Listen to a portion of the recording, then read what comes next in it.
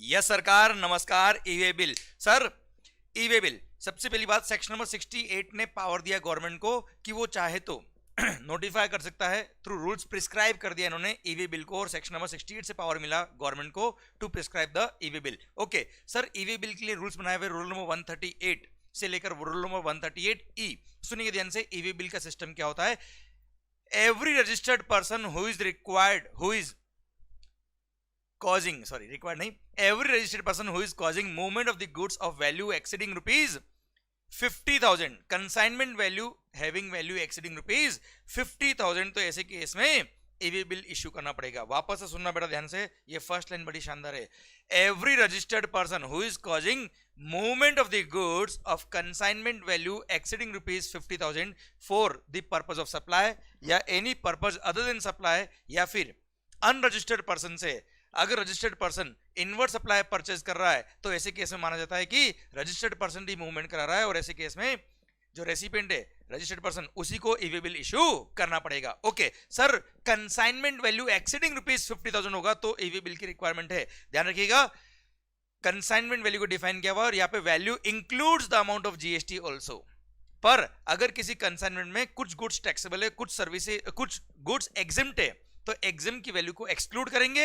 पर सर, जो taxable goods है उसकी वैल्यू प्लस उसका जो अमाउंट ऑफ जीएसटी होगा वो ऐड करने के बाद देखेंगे कि 50,000 एक्सीड कर रहा है कि नहीं कर रहा है। अगर 50,000 एक्सीड करेगा तो ही ईवी बिल इश्यू करने की रिक्वायरमेंट आती है। Okay sir, registered person who is causing movement of the goods is required to issue the EV bill before commencement of the movement of the goods। okay, movement शुरू होने से पहले EV bill generate करना पड़ेगा। अच्छा, अगर goods आपकी e commerce operator के थ्रू सेल हो रही है या कुरियर कंपनी डिलीवर कर रहा है, तो आप कुरियर कंपनी या इलेक्ट्रॉनिक कॉमर्स ऑपरेटर को भी ऑथोराइज कर सकते हो कि आपके बिहाफ पे वो भी ईवी बिल जनरेट कर सकता है। अच्छा, कंसाइनर या कंसाइनी दोनों में से कोई भी ईवी बिल जनरेट करे, कोई दिक्कत नहीं है। अच्छा सर, अगर कंसाइनर ने ईवी बिल जनरेट नहीं किया और जहां पे ईवी बिल इश्यू करने की रिक्वायरमेंट आती है वहां पे ट्रांसपोर्टर इज लायबल कि आपको ईवी बिल जनरेट करना पड़ेगा बिफोर कमेंसमेंट ऑफ मूवमेंट। ध्यान रखना बेटा। ओके, अब सर बात आती है कि वैल्यू एक्सीडिंग 50,000 होगा तो ही ईवी बिल इशू करना। पर दो, अच्छा, इंट्रा स्टेट हो या इंटर स्टेट हो उसे कोई फर्क नहीं पड़ता है,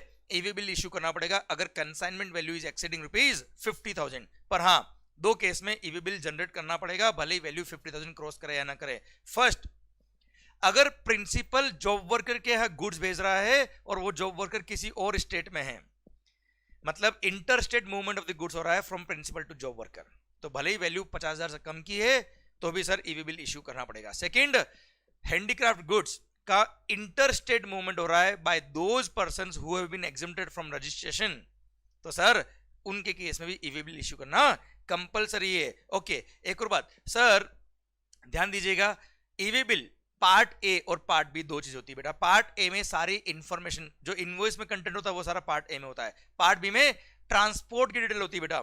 सर, व्हीकल नंबर भी होता है और जीआर नंबर, मतलब जिस जो डॉक्यूमेंट होता है ना बेटा, जो ट्रांसपोर्टर इश्यू करता है, consignment note, GR number, railway के अंदर रेलवे रिसीट एक्सेट्रा उसका नंबर होता है, व्हीकल नंबर होता है बेटा। अच्छा, रास्ते में अगर गाड़ी अच्छा, पार्ट बी जनरेट होगा तो ही मानेंगे ईवी बिल जनरेट हुआ है बेटा।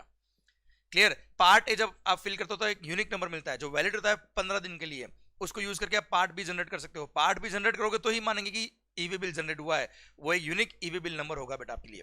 ओके सर, अगर मान लो ट्रांसपोर्ट हो रहा है, पार्ट बी के अंदर ट्रांसपोर्टर की इंफॉर्मेशन है, गाड़ी का डिटेल है बेटा, व्हीकल नंबर है, in case of goods being transported by road. पर सर, अगर मान लो रास्ते में गाड़ी खराब हो गई है, किसी भी कारण से कन्वेंस को चेंज करना पड़ रहा है, तो ऐसे केस में आपको before transferring the goods and further movement वो नया गाड़ी का नंबर, जो न्यू कन्वेंस है उसका नंबर आपको अपडेट करना पड़ेगा, और उसके बाद ही आप मूवमेंट शुरू कर पाएंगे दूसरे कन्वेंस के अंदर। और जिस पर्सन ने ईवी बिल जनरेट किया था उसका पार्ट ए या ट्रांसपोर्टर, वो उस पार्ट बी को अपडेट कर सकता है बेटा। अच्छा, रेलवे और वेसल के थ्रू अगर आपका गुड्स ट्रांसफर हो रहा है, रेलवे या वेसल के थ्रू अगर आपका गुड्स ट्रांसफर हो रहा है, तो ऐसे रेलवे, वेसल या एयर के थ्रू अगर आपका गुड्स ट्रांसफर हो रहा है, तो सर ऐसे केस में पार्ट ए अगर आपने बना दिया तो भी चल जाएगा। पार्ट बी आप भले ही before commencement of the movement of the goods या after commencement of the movement of the goods, मतलब ट्रांसपोर्ट शुरू होने के बाद भी आप पार्ट बी जनरेट कर सकते हो, क्योंकि वहां पे जो एयरक्राफ्ट नंबर होता है या दूसरी डिटेल्स होती है वो कन्वेंस गुड्स को आप जब डिलीवर करते हो उसके बाद आपको कई बार इंफॉर्मेशन मिलती है, उसके बाद आप अपडेट करके आप पार्ट बी जनरेट कर सकते हो बेटा। पर बाय रोड अगर ट्रांसपोर्ट हो रहा है, भले ही सर रजिस्टर्ड पर्सन उसे खुद के कन्वेंस में ले जा रहा है, ट्रांसपोर्टर के थ्रू ले जा रहा है, या सर किसी बाय अपनी कार ले जा रहा हो भले गुड्स, पर सर उसको पार्ट भी पहले जनरेट करना पड़ेगा, व्हीकल नंबर डालना पड़ेगा sir. Okay done. By road अगर ट्रांसपोर्ट होता तो पार्ट भी पहले जनरेट करना पड़ेगा। पर हाँ, दो केसेस में आपने अगर ईवी बिल का पार्ट भी जनरेट नहीं किया तो भी काम चल जाएगा। दो केस, फर्स्ट अगर कोई गुड्स आपके यहां से ट्रांसपोर्टर के यहां जा रहा है और फिर ट्रांसपोर्टर के यहां से फर्दर मूवमेंट होगा फॉर इन अनदर कन्वेंस। बेटा मान लो मेरे यहां से अंधेरी से बेंड्रा गुड्स जा रहा है ट्रांसपोर्टर के यहाँ पे, और ट्रांसपोर्टर के यहाँ पे दूसरे कन्वेंस में उन गुड्स को रख के हम उसको फर्दर ट्रांसपोर्टेशन करेंगे। तो ऐसे केस में मेरे यहाँ से ट्रांसपोर्टर का प्लेस अगर कंसाइनर के यहाँ से ट्रांसपोर्टर का प्लेस अगर with in 50 kilometre with in the same state, और वहां से गुड्स दूसरे कन्वेंस में शिफ्ट होके आगे ट्रांसपोर्ट होगी, तो ऐसे केस में पार्ट भी जनरेट नहीं करोगे ट्रांसपोर्टर के प्लेस तक तो भी चल जाएगा sir. Second, same way transporter के यहाँ से कंसाइनी किया है गुड्स जब भेज रहे हो आप, ट्रांसपोर्टर के यहाँ से प्लेस ऑफ द ट्रांसपोर्टर से कंसाइनी किया जब गुड्स भेज रहे हो, तब मान लो किसी दूसरे कन्वेंस में शिफ्ट करके भेजना है आपको, और वो distance with in 50 kilometre with in the same state, consignee और ट्रांसपोर्टर का प्लेस, तो अगेन पार्ट भी आप जनरेट नहीं करोगे, चल जाएगा, कोई दिक्कत वाली बात नहीं है। ओके सर, अब बात आती है सर कि जो आपने ईवी बिल जनरेट किया है वो 24 आवर्स तक के अंदर अंदर आप कैंसिल कर सकते हो, क्लियर, उसके बाद कैंसिल नहीं होगा। पर हाँ सर, अगर मान लो विद इन 24 आवर जब ईवी बिल आपने इशू कर दिया उसके बाद अगर व्हीकल इन बिटवीन ऑफिसर ने इंटरसेप्ट करके वेरीफाई कर लिया, उसके बाद ईवी बिल कभी भी कैंसिल आप नहीं कर सकते हो। ओके बच्चों, अच्छा एक बात और, अगर ट्रांसपोर्ट किया है गुड्स का जिसकी वैल्यू इज अप टू ₹50,000 तो ईवी बिल जनरेट करने की जरूरत नहीं, पर आप चाहो तो जनरेट करो, हमें क्या दिक्कत है बेटा। सेकंड, अनरजिस्टर्ड पर्सन ने अगर movement of the goods cause किया है तो ऐसे केस में वो चाहे तो ईवी बिल जनरेट करे, वो या ट्रांसपोर्टर, उनकी चॉइस है, जनरेट करते तो कोई गुनाह नहीं किया बेटा। ओके सर, अच्छा अनरजिस्टर्ड पर्सन से अगर रजिस्टर्ड पर्सन कोई गुड्स परचेज करता है, अब भले ही वहां पे मूवमेंट अनरजिस्टर्ड पर्सन करवा रहा हो, फिर भी ये परचेज करने वाला पर्सन रजिस्टर्ड पर्सन था, वहां माना जाएगा कि movement of the goods is being caused by registered person, और उसको ईवी बिल जनरेट करना कंपलसरी होगा अगर पार्ट बी, अगर value of goods, consignment value of goods is more than ₹50,000।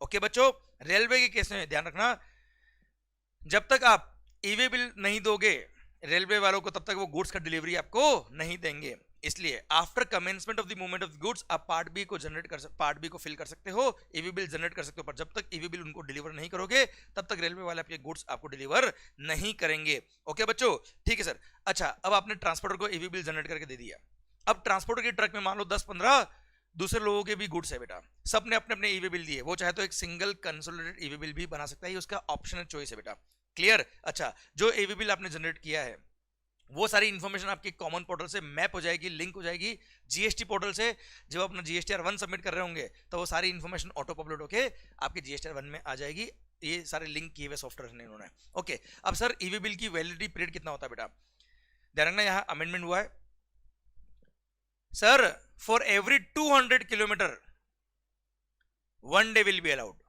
EV bill का validity will be 1 day for every 200 kilometre, और 200 kilometre first 200 kilometre के लिए एक दिन, उसके बाद फॉर एवरी 200 किलोमीटर और part thereof 1 additional day will be allowed. Okay, पर ध्यान रखना, पहले ये था 100 किलोमीटर, अभी इसको चेंज करके अमेंडमेंट करके कितना कर दिया है, 200 kilometre with effect from 1 January 2021। Sir EV bill की वैलिडिटी रहेगी एक दिन की फॉर ईच 200 किलोमीटर और पार्ट देयर ऑफ। ओके, पर अगर ओवर डायमेंशनल कार्गो से आप ट्रांसपोर्ट कर रहे हो तो ऐसे केस में 20 किलोमीटर पर डे की वैलिडिटी होती है ईवी बिल की, प्लस अच्छा अगर आप मल्टी मॉडल शिपमेंट में ट्रांसपोर्ट कर रहे हो गुड्स का जिसमें at least 1 leg of transport is by ship, तो again 20 kilometre per day is the validity period of e-way bill. अच्छा, ट्रांसपोर्टर चाहे तो कभी एक्सेप्शनल सर्कमस्टेंसेस में ईवी बिल, अगर ईवी बिल की वैलिडिटी एक्सपायर होगी तो उसको एक्सटेंड भी कर सकता है, पर जो ईवी बिल का वैलिडिटी एक्सपायर हुआ जिस टाइम पे उसके 8 घंटे के अंदर अंदर इसको एक्सटेंड करना पड़ेगा, उसके बाद वो एक्सटेंड नहीं कर पाएगा। अच्छा, कमिश्नर के पास तो हमेशा पावर है कि वो चाहे तो ईवी बिल की वैलिडिटी को रीजनेबल रीजन होने पर एक्सटेंड कर ही सकते हैं। अच्छा, ये जो आपको मैंने बताया 1 डे, ये 1 डे कब से चालू होता है बेटा, रात 12 बजे से बेटा, जिस दिन ईवी बिल जनरेट हुआ है, जिस दिन ईवी बिल जनरेट हुआ है उस रात को 12 बजे से एक दिन काउंट होगा बेटा, मतलब सुबह 8 बजे भी अगर अपने ईवी बिल जनरेट कर दिया तो भी एक दिन कब से काउंट होगा, रात 12 बजे से नेक्स्ट 12 बजे तक एक दिन काउंट होता है बेटा, इस अकॉर्डिंग वैलिडिटी पीरियड देखा जाता है ईवी बिल का। ओके सर, जो ईवी बिल जनरेट होता है तो सामने वाली पार्टी को उस ईवी बिल को एक्सेप्ट करना पड़ता है, उसके पास उसके कॉमन पोर्टल पे वो लिंक हो जाता है बेटा, पर अगर उसने 72 आवर्स में अगर उसको एक्सेप्ट नहीं किया या गुड्स उसको रिसीव हो गए whichever is earlier within 72 hours of the issuance of e-way bill और receipt of the goods whichever is earlier, sir उससे पहले पहले अगर उसने ईवी बिल को एक्सेप्ट कर लिया तो ठीक है, नहीं तो मान लिया जाएगा कि एक्सेप्ट हो गया और वो चाहे तो रिजेक्ट भी कर सकता है बेटा, पर इसी टाइम पीरियड के अंदर करना पड़ेगा रिजेक्ट उसको। अच्छा, अब लास्ट बताती है सर कौन कौन से केसेस में ईवी बिल की जरूरत नहीं है। सर जो भी गुड्स आप ट्रांसपोर्ट करें वो अगर एनेक्सर में स्पेसिफाइड है तो ईवी बिल की जरूरत नहीं होगी। एनेक्सर में कौन कौन से गुड्स है सुनना बात को ध्यान से। एलपीजी गैस मैं बता रहा हूं इन गुड्स के रेस्पेक्ट में ईवी बिल जनरेट करने की जरूरत नहीं है। LPG gas for supply of household supply to household and non-domestic exempted category customers.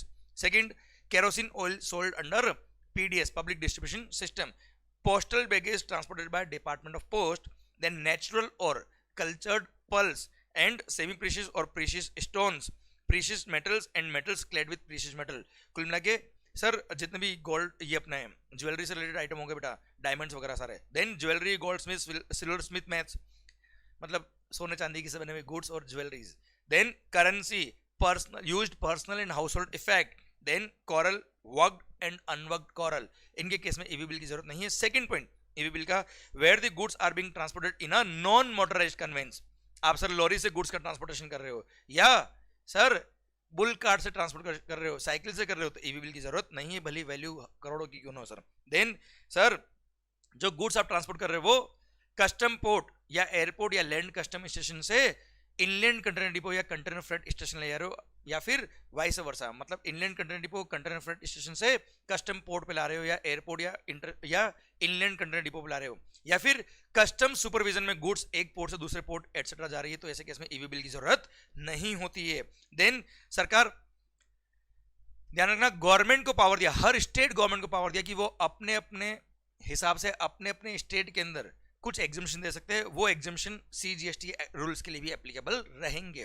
For example जैसे राजस्थान के अंदर बोल दिया है कि 1 लाख रुपए से वैल्यू अगर एक्सीड होगी तो ही ईवी बिल जनरेट करना, ये राजस्थान में एप्लीकेबल है, तो वो राजस्थान एसजीएसटी के लिए भी एप्लीकेबल है और सीजीएसटी के लिए भी एप्लीकेबल है, पर आपको जनरली तो भी 50,000 रुपए ही याद रखना है एग्जाम्स के लिए और जनरली सीजीएसटी रूल्स के लिए बेटा। ओके, अच्छा नेक्स्ट, अगर आपकी गुड्स जो आप ट्रांसपोर्ट कर रहे हो वो अगर एग्जम्प्ट है फ्रॉम जीएसटी तो ऑब्वियसली ईवी बिल की जरूरत नहीं है। देन आप ऐसे गुड्स ट्रांसपोर्ट कर रहे हो which are not leviable to GST, याद है घूम लो और झूम लो, दारू और alcohol liquor for human consumption, petroleum वगैरह बेटा, जिन पे जीएसटी लेवी नहीं होता है। नेक्स्ट, वो गुड्स आप ट्रांसपोर्ट कर रहे हो which are covered in schedule 3 of the CGST act, जिसपे जीएसटी लेवी नहीं होता है, सर ईवी बिल की जरूरत नहीं है। Then where the goods being transported are transit cargo from and to Nepal और भूटान, नेपाल भूटान जा रहा है या वहां से आ रहा है, तो ईवी बिल की जरूरत नहीं है। देन सर का ध्यान रखना, कैंटीन स्टोर्स डिपार्टमेंट, सर अरे आर्मी वगैरह के लिए बेटा, कैंटीन स्टोर्स डिपार्टमेंट ने अपने यूनिट रन्स को गुड्स ट्रांसपोर्ट करी तो वहां पे ईवी बिल की जरूरत नहीं है। Same way supply of heavy water and nuclear fuels by department of atomic energy to nuclear power corporation of India limited, NPCL को जो न्यूक्लियर पावर वगैरह ट्रांसपोर्ट करते हैं उसमें ईवी बिल की जरूरत नहीं है। देन डिफेंस वाले, भाई डिफेंस फॉर्मेशन कोई भी गुड्स ट्रांसपोर्ट करता है कभी डिस्क्लोज थोड़ी करेंगे, इसलिए ईवी बिल की जरूरत नहीं है। Then where the concern of the goods, consignor of the goods is central government और गवर्नमेंट ऑफ एनी स्टेट और local authority for transport of goods by railway, ये गवर्नमेंट अगर रेलवे से ट्रांसपोर्ट करती है तो ईवी बिल की जरूरत नहीं है। वेयर नेक्स्ट है एम्प्टी कार्गो कंटेनर, खाली ट्रक जा रही है, ईवी बिल की जरूरत नहीं है। देन सर अगर गुड्स जो आपकी जा रही है वो वेमेंट के लिए जा रही है बेटा, मतलब वजन करने के लिए, ट्रक का वजन करने के लिए बेटा, और जहां से गुड्स जा रही है वहां से वेमेंट ब्रिज जो है बेटा वो with in 20 kilometre with in the same state, तो सर अगर गुड्स कंसाइनर के यहाँ से वे ब्रिज तक जा रही है और वहां से वापस से आ जाएगी हमारे पास सर, और विद इन 20 किलोमीटर अगर है ये डिस्टेंस, तो यहाँ पर ईवी बिल की जरूरत नहीं है, यहाँ पे केवल डिलीवरी चालन के थ्रू गुड्स वहां जाके वापस आ सकता है, कोई दिक्कत नहीं है। और last, empty cylinders for packing of LPG gas are being moved for reason other than supply, भाई खाली गैस के सिलेंडर लाते लेते ना बेटा ये गैस वाले, तो सर ऐसे केस में ईवी बिल की जरूरत नहीं होती है। तो सर ये हमने सारे वो पॉइंट पढ़ लिए जहां पे ईवी बिल कब नहीं रिक्वायर्ड होता है। ओके, अब हम पढ़ रहे हैं rule number 138A, sir main provision EV bill के हमने रिवाइज कर लिए फास्ट बोलते हुए। देन 138A बोलता है documents and devices to be carried by a person in charge of a conveyance, sir जो ड्राइवर होता है, person in charge of the conveyance होता है, उसको क्या क्या डॉक्यूमेंट रखने पड़ेंगे sir? Tax invoice and e-way bill, tax invoice तो यही है सर, और ईवी बिल अलग से होगा, या फिर बिल ऑफ सप्लाई या delivery challan as the case में भी, प्लस ईवी बिल बेटा। ओके, अच्छा जहां पे इनवॉइसेस क्यूआर कोड के थ्रू जनरेट होता है याद है बेटा आपको, ई इनवॉइस, हाँ है ना, वहां पे अगर क्यूआर कोड भी इलेक्ट्रॉनिकली उसने प्रोड्यूस कर लिया इंस्टेड ऑफ टैक्स इनवॉइस तो भी चल जाएगा सर। जो ऑफिसर होगा वो क्यूआर कोड को स्कैन करके इनवॉइस की सारी इन्फॉर्मेशन निकाल सकता है बेटा। प्लस अगर इंपोर्ट ऑफ गुड्स हुआ है तो bill, tax invoice plus e-way bill के साथ साथ जो कस्टम्स का बिल ऑफ एंट्री होगा, assessed copy of bill of entry, वो भी साथ में रखना पड़ेगा इनको। ओके डन सरकार। अगली बात ये बोला है रूल नंबर 138 बी ने, verification of documents and conveyance. Sir commissioner के पास पावर है कि वो ऑथराइज ऑफिसर को एम्पावर कर सकता है, और वो ऑफिसर, ऑथराइज ऑफिसर जो होगा वो व्हीकल को इंटरसेप्ट करके रोक के सर व्हीकल को वेरीफाई कर सकता है, क्या क्या कंटेंट इसमें है, ईवी बिल वगैरह से वेरीफाई कर सकता है। देन 138C बोलता है inspection and verification of goods. अच्छा व्हीकल को इंटरसेप्ट किया, वेरीफाई किया, जो भी उसमें व्हीकल में सामान मिला है उसकी रिपोर्ट, एक समरी रिपोर्ट उस ऑफिसर को विद इन 24 आवर्स अपलोड करनी पड़ेगी सिस्टम में, प्लस उसकी complete report with in 3 days उसको अपलोड करनी पड़ेगी ऑफिसर को वेरिफिकेशन रिपोर्ट पर। कमिश्नर चाहे तो 3 दिन का एक्स्ट्रा टाइम और दे सकता है कंप्लीट रिपोर्ट के लिए। बता दो 24 आवर हो गया तो 24 आवर है समरी रिपोर्ट के लिए, और कंप्लीट रिपोर्ट के लिए 3 डेज प्लस 3 डेज का टाइम मिला है ऑफिसर को टू अपलोड द इन्फॉर्मेशन। अच्छा ये अगेन 24 आवर्स और 3 डेज प्लस 3 डेज कब से काउंट होंगे, जिस दिन व्हीकल को इंटरसेप्ट करके वेरीफाई किया है वो दिन की रात 12 बजे से नेक्स्ट फिर 24 आवर्स या 3+3 डेज देखना है बेटा आपको।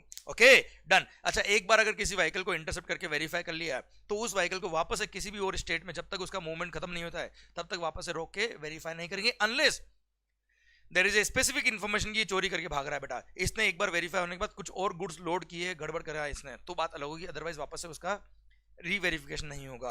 रूल नंबर 138D बोलता है अगर किसी कन्वेंस को मोर देन 30 मिनट्स रोक लिया है वेरीफाई करने के लिए तो उसकी इंफॉर्मेशन अपलोड कर सकता है ऑन द कॉमन पोर्टल वो पर्सन इंचार्ज, सो दैट अगर कभी ईवी बिल की वैलिडिटी को एक्सटेंड करना रहा तो उस वजह से वो एक्सटेंड कर सकता है, रीजन नहीं दे सकता है। Rule number 138E restriction on furnishing of information in part A of e-way bill. बड़ा शानदार रूल है बेटा ये, यहाँ पे एक छोटा सा अमेंडमेंट भी बेटा ध्यान देना, भले ही कंसाइनर हो या कंसाइनी हो, सप्लायर हो या रेसिपिएंट हो, सुनना बच्चों ध्यान से, अगर उसके रेस्पेक्ट में कोई भी पर्सन ईवी बिल इशू नहीं कर पाएगा, न तो कंसाइनर, न कंसाइनी, न ट्रांसपोर्टर, न कुरियर कंपनी, न ही ई कॉमर्स ऑपरेटर। बेटा जब तक ध्यान रखना ये ईवी बिल कोई भी जनरेट नहीं कर पाएगा, भले आप कस्टमर हो, भले आप सप्लायर हो।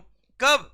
अगर आपने पिछले 2 क्वार्टर के जीएसटी सीएमपी 08 फाइल नहीं किए हुए तो बेटा, अगर आपने कंपोजिशन स्कीम ली हुई है और आपने लास्ट 2 क्वार्टर के सीएमपी 08 फाइल नहीं किया, मतलब टैक्स जमा नहीं कराया सरकार को। सेकंड, आपने जीएसटीआर 1, आप नॉर्मल रेगुलर एसएससी हो, लास्ट 2 मंथ या अगर आपने क्वार्टरली ऑप्ट किया तो लास्ट 2 क्वार्टर के जीएसटीआर 1 सबमिट नहीं किए, आप एलिजिबल नहीं हो सर, आपके रेस्पेक्ट में कोई ईवी बिल जनरेट नहीं हो पाएगा। थर्ड, अगर आपने लास्ट 2 टैक्स पीरियड के लिए जीएसटीआर 3 भी रिटर्न फाइल नहीं किए हुए बेटा, अब सरकार को आपने रिटर्न फाइल नहीं करके दिए, आपके रेस्पेक्ट में कोई ईवी बिल जनरेट नहीं हो पाएगा, भले आप सप्लायर हो, भले आप रेसिपिएंट हो। सर ध्यान देना बेटा सर। अच्छा लास्ट 2 टैक्स पीरियड, भले आपने मंथली अगर ऑप्ट किया हुआ तो मंथली टैक्स पीरियड मतलब वो पीरियड जिसके लिए आपको टैक्स पे करना होता है, जिसके लिए आपको रिटर्न फाइल करना होता है। तो सर आपने क्वार्टरली ऑप्ट किया हुआ तो लास्ट 2 क्वार्टर के आपने रिटर्न फाइल नहीं किए, मंथली ऑप्ट किया हुआ तो लास्ट 2 मंथ के आपने रिटर्न फाइल नहीं किए जीएसटी के अंदर। और फोर्थ पर्सन जो नया ऐड किया है वो ये हो गया कि अगर आपका रजिस्ट्रेशन सस्पेंड हुआ है, भले ऑफिसर ने सस्पेंड किया आपकी रिक्वेस्ट पे या सुओ मोटो उसने खुद ने कैंसिलेशन करने के लिए सस्पेंड कर दिया आपका रजिस्ट्रेशन, तो during the period of suspension आपका रजिस्ट्रेशन आपके लिए, आपके रेस्पेक्ट में, भले आप सप्लायर हो या रेसिपिएंट हो, आपके रेस्पेक्ट में कोई ईवी बिल जनरेट नहीं हो पाएगा। पर हाँ ये लोग अगर कमिश्नर को अप्लाई करते, सर प्लीज हमारी ये रेस्ट्रिक्शन हटा दो ना साहब, और आपके पास रीजनेबल ग्राउंड है, तो after considering the reasonable ground commissioner के पास पावर है कि वो चाहे तो आपकी एप्लीकेशन को एक्सेप्ट करके ये रेस्ट्रिक्शन को हटा सकता है। बट अगर उसको लगता है नहीं नहीं रेस्ट्रिक्शन नहीं हटानी चाहिए आपके लिए, तो ऐसे केस में after giving you opportunity of being heard वो आपकी एप्लीकेशन को रिजेक्ट भी कर सकते हैं। क्लियर? भारत माता की जय। और हाँ ध्यान रखिएगा रूल नंबर 55A को लास्ट में मैंने दिया हुआ, टैक्स इनवॉइस और bill of supply to accompany transport of goods. Sir भले ही ईवी बिल की रिक्वायरमेंट कभी किसी केस में एग्जम्प्ट हो या नहीं हो, आपने जो गुड्स का ट्रांसपोर्टेशन किया है उसमें टैक्स इनवॉइस, और अगर एग्जाम गुड्स है तो बिल ऑफ सप्लाई, और अगर अदर देन सप्लाई की वजह से मूवमेंट हो रहा है तो डिलीवरी चालान तो होना ही चाहिए with the transporter. Clear? Done. इसी के साथ भारत माता की जय। ये EV bill and related provisions भी खत्म होते हैं। अब ऑल दी वेरी बेस्ट, अच्छे से पढ़िए, मन लगा के पढ़िए और माहौल बना दीजिए सर। एंड सर आपके जो एक्सप्रेशन है जो मैं कमेंट्स में देखता हूं उसके लिए बहुत बहुत धन्यवाद, थैंक यू सो मच माहौल बनाने के लिए। और ये माहौल शब्द या शानदार वर्ड आप जब लिखते हैं कमेंट बॉक्स में तो मैं तो अपने आप को ऐसा समझता हूं कि आज तो अपन चांद पे। माहौल, thank you so much, bye bye, take care.